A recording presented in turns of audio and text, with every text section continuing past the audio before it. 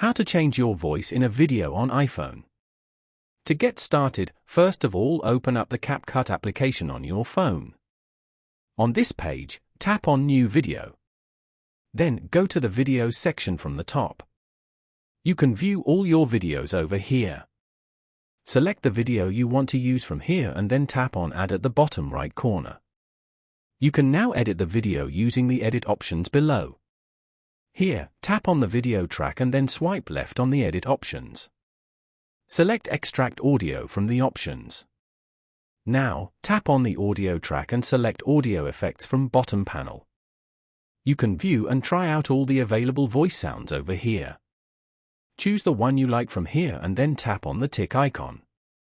After that, tap on the play button to get a preview. Once you're done, go to the top right corner and tap on Export. Following these steps, you can easily change your voice in a video on iPhone.